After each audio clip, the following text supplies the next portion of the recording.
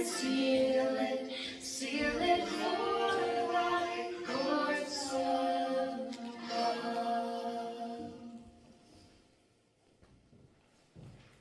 We're going to turn now to the book of Numbers. Not a book of the Bible we read very often, but an important one for our story today. Numbers chapter 12, starting in verse 1. Then Miriam and Aaron spoke against Moses because the Ethiopian woman whom he had married, for he had married an Ethiopian woman. So they said, has the Lord indeed spoken only through Moses? Has he not spoken through us as well? And the Lord heard it. Now the man Moses was very humble, more than all the men who were on the face of the earth. And suddenly the Lord said to Moses, Aaron, and Miriam, come out, you three, to the tabernacle of meeting. So the three came out. Then the Lord came down in a pillar of cloud and stood in the door of the tabernacle and called Aaron and Miriam. And they both went forward. And God said, hear now my words. If there is a prophet among you, I, the Lord, make myself known to him in a vision. I speak to him in a dream. Not so with my servant Moses. He is faithful in all my house. I speak with him face to face, even plainly and not in dark sayings, and he sees the form of the Lord. Why then were you not afraid? Speak against my servant Moses. So the anger of the Lord was roused against him, and he departed. This is the word of God for the people of God, and we give thanks to God for his word. So we're journeying through the Old Testament, taking a look at the women of the Bible and the men who followed them, right? We started with all the way back with Adam and Eve, and we've gone now to the lineage of Abraham and his sons Isaac and Ishmael, and then we come to Isaac's son Jacob, who had 12 sons, and a couple of those sons, one was named Joseph, who then worked with the Pharaoh, became favored with the Pharaoh, and helped to get the people into a better place. And all of these people were doing really, really well. And another son that Jacob had was named Levi. And from the line and the family line of Levi comes Moses, Miriam, and brother Aaron. That's where we are in our story today. At the end of the book of Genesis, we learned about Joseph's story and ended Joseph's story. Right then, in the beginning of Exodus, we fast forward 400 years. Did you know that? That there's a big gap of 400 years between Genesis and Exodus. And so many generations have now come and gone, and here we are now in this story. There's still a Pharaoh, not the same Pharaoh, obviously, but there's a new Pharaoh in town, and he's not as kind and understanding as the Pharaoh had been that was with Joseph. This Pharaoh was seeing all of this Israelite people growing in numbers, and he was a little threatened because he wanted to make sure that his Egyptian people were just as profitable and successful in life as the Israelite people that had come with Joseph. So there was a battle brewing. And the Pharaoh, as pharaohs do, wanted to put a stop to it, so he made their lives difficult. But the most difficult thing that he did was at the very beginning demand that any boy born of the Hebrews, the Israelites, was to be put into the Nile River and drowned. They didn't want the generations to continue through the Hebrew line, and since the boys were the ones that made the line happen, they wanted to kill all the boys so that the line of the Hebrews would stop. Well, this Levi woman met this Levi man, and they got married. They had a son, and they hadn't named him yet because they knew that if it was a son, they were going to have to kill him in the Nile River, and they didn't want that for this little boy. So they kept him and protected him and tried to keep him quiet for 3 months, but you know how babies are. You can't keep a baby quiet, can you? So at 3 months old, the mother decided to give up the baby, figuring the baby would be better off in someone else's hands than being killed by Pharaoh's army. So they create, you know the story, they create a basket, they cover it with tar and pitch to protect it, they put little baby into the basket, and they sail it down the Nile River, hoping that somebody will take pity on this child. Well, Sister Miriam, who wasn't very old, I'm sure probably 8, 9, 10, maybe a teenager, we don't know. But Sister Miriam followed that basket as it traveled down the river. That basket ended up against Pharaoh himself and his castle and his palace, whatever he lived in. The baby ended up in the reeds outside of Pharaoh's home. Well, was the custom in that time to bathe in the river. So the daughter of Pharaoh would have come down to the river to bathe for the day, but the maidservants would have come with her to make sure there were no animals, no snakes, no whatever in the water, make sure that it was clear of any debris.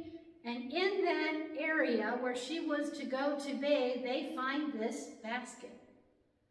They open it up and find this little Hebrew baby boy. And the Pharaoh's daughter had compassion for him.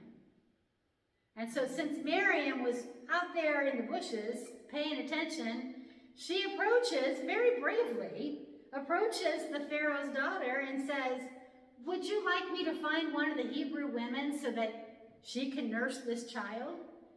Because remember, it was different people, different cultures. You didn't associate with the other people.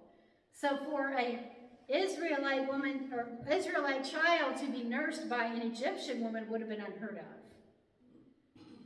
So Miriam goes back and gets her mother. Pretty smart little girl, isn't she? Pharaoh's daughter has no idea that that's this baby's mother.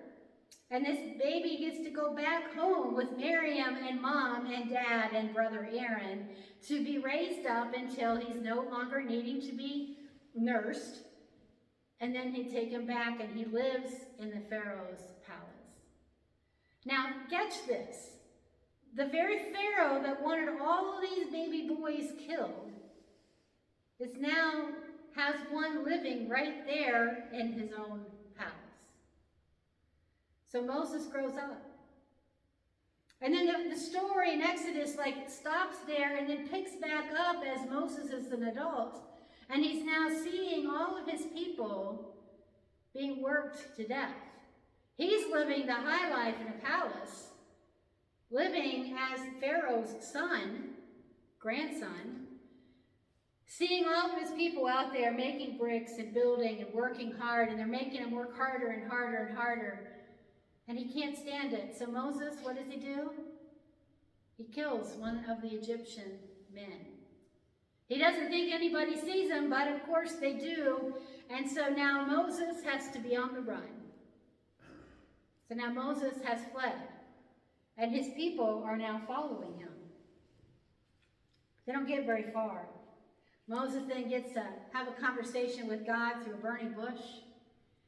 God then gets to have him strike the rock so that he can have water. Then he comes up against this Pharaoh army, wants to come after him again. But God says, "I'm going to protect you."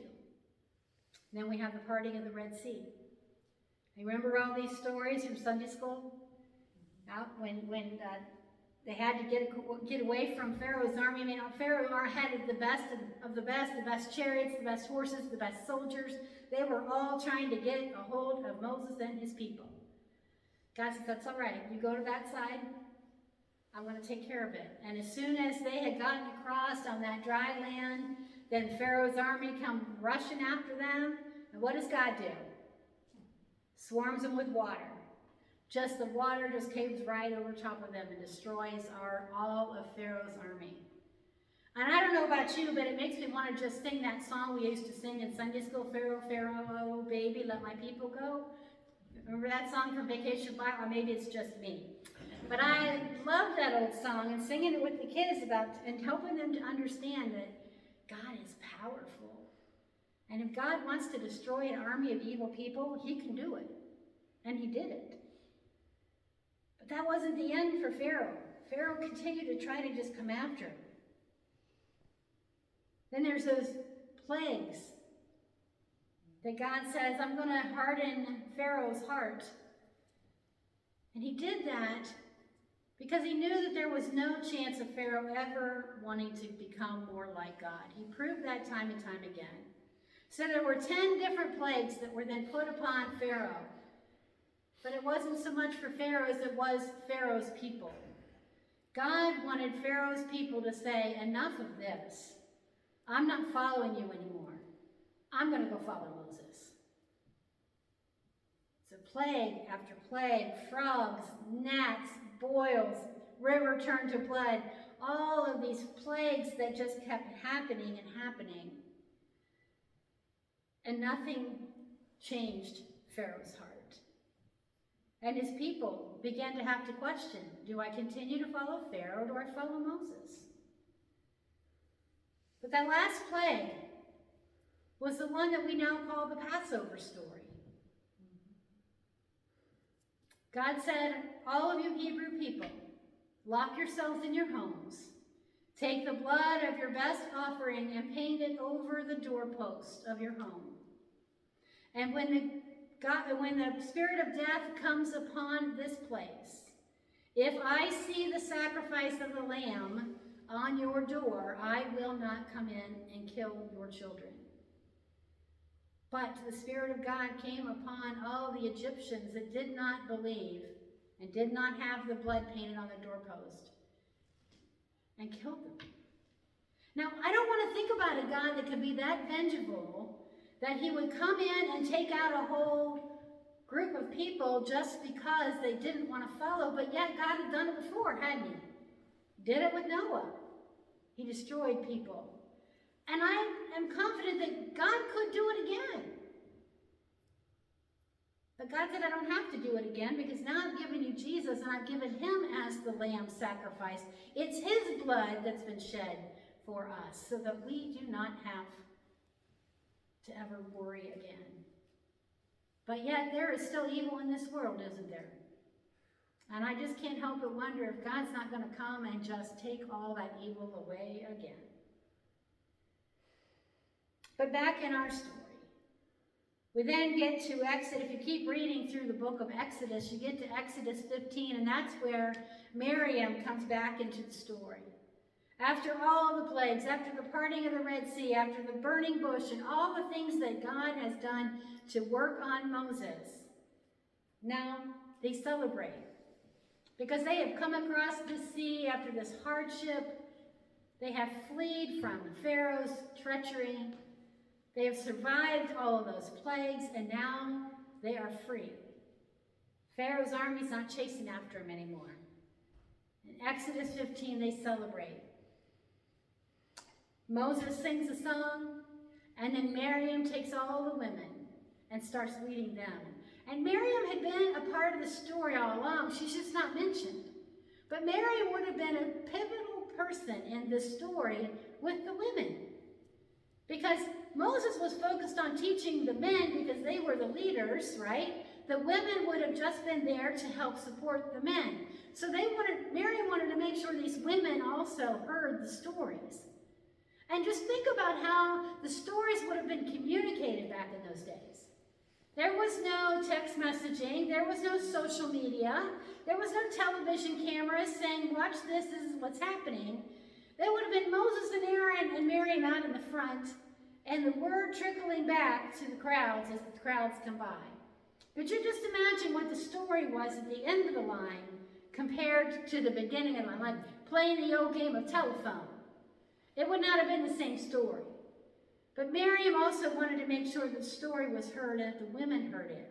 And so as the women heard the story, they also continued to share the story of what was happening and how God was using them. And they began their journey. What would become a 40-year journey. And it was 40 years because they didn't want to listen. God had spoke directly to Moses. He had shown himself directly to Moses. Moses was portraying the story back and back and back. But by the time it got to the back end of the group, they were like, I don't believe this guy. I can't believe this is what's going on. I don't want to believe this. I want to follow my way. Oftentimes throughout that journey of 40 years, they would complain about not having enough food, not having drinkable water. They wish they were back in Egypt because the conditions would have been better back then. And even though they continued to just encourage them to stay in the faith, to stay the course, to keep going, they were ready to just quit and go back. They were more willing to be servants of Pharaoh building bricks than they were to follow what God wanted them to do to get to the promised land. Well, Miriam in her story, she's one that continues to just be a leader of inspiration. And all through that time, those 40 years, I mean, can you just imagine walking and journeying, sleeping outside, eating from the land. Once in a while, some quail fall out of the sky or manna appear upon the ground. But for the most part, it would have been a difficult journey. But had the people followed what Moses was telling them, which was what God was telling them, their journey should have only taken about 14 weeks. 14 weeks that took them 40 years. And the challenge in all of that is that even Miriam and Aaron began to question God because they were frustrated with traveling. And why is Moses the only one that gets to hear and see God face to face? Aren't we just as important? Don't you think we should have that same authority? They were getting a little up in themselves, weren't they? Instead of being Moses' biggest supporter, they wanted to be like Moses and see the same things that Moses saw. God said, don't question me. There are some that will hear my voice. There are some that will see me face to face. As Moses is one who will see me face to face. You will not. He calls them, and that's what we read there in the book of Numbers, that he called Miriam and Aaron to the tabernacle to scold them. And God said, really, who do you think you are? Who do you think you are to question me? And because you questioned me, he then, if you kept reading in that chapter, you'll see that God gave Miriam leprosy as a punishment. Well, in those days, if you had leprosy, you were shunned. You weren't allowed to be a part of anything. And so Miriam had to kind of go do a timeout for 7 days until her skin was cleared. And with that, too, Aaron realized, yeah, we shouldn't be second-guessing God. God knows what he's doing. So Miriam, Aaron, and Moses continue on their journey.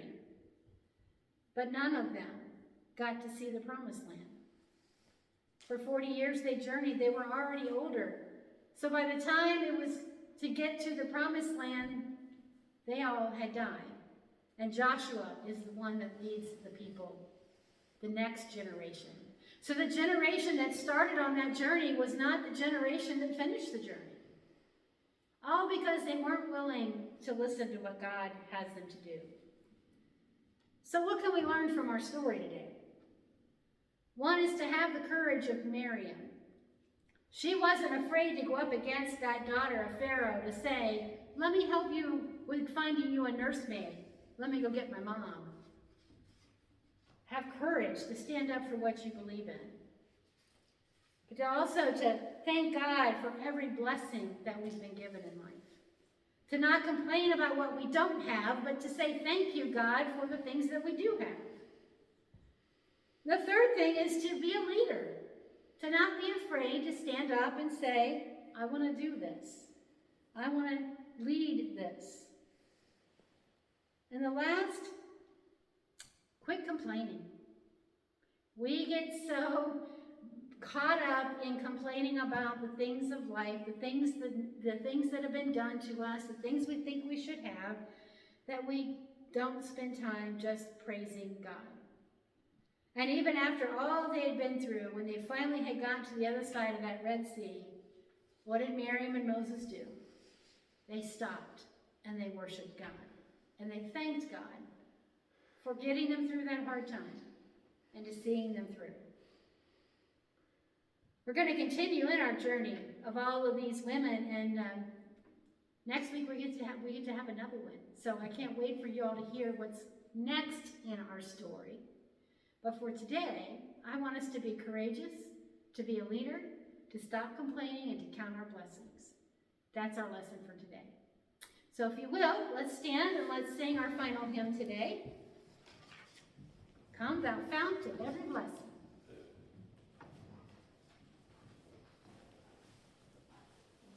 I'm sorry, no. Abide with me. I didn't turn the page. Verses 1, 3, and 5.